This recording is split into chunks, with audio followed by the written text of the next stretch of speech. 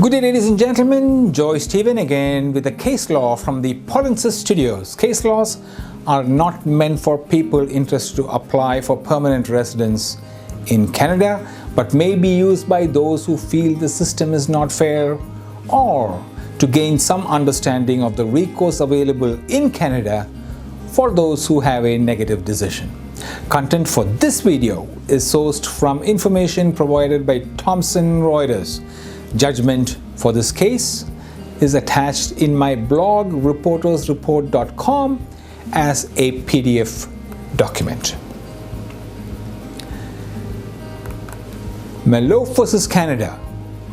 I hope my pronunciation is right. Molefe or Molefe versus Canada. Refugee status procedure. Presumption of state protection. Gender guidelines. Refugee claimant was citizen of Botswana who alleged fear of persecution by her four half-brothers as a result of family property dispute. Board found that the state protection was available to claimants, but there was no evidence that they had sought to take advantage of it. Board found that as claimant was well educated, had worked in an international company and lived for some time in capital, her profile gave her advantage in seeking assistance of police.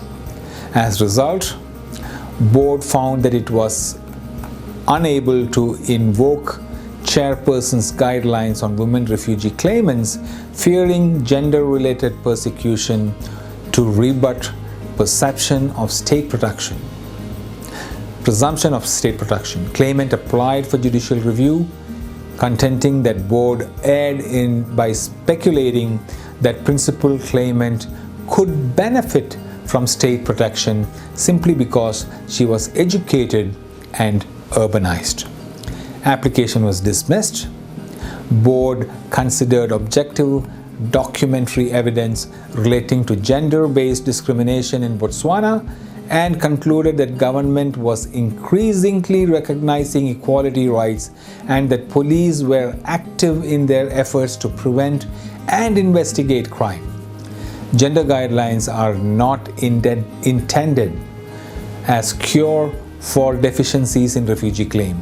Aim of guidelines is to ensure fair hearing. Review of guidelines, the transcript of the board's decision confirmed that the claimant received fair hearing.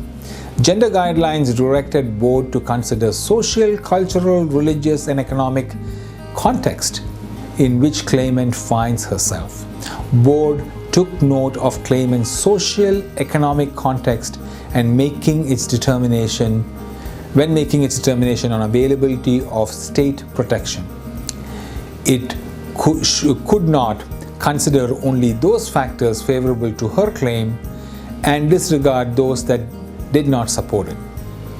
Onus remained on claimant to rebut presumptions, which she failed to do.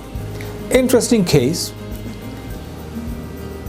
Molefe versus Canada, March 12th, 2015. And this is Joy Stephen signing off.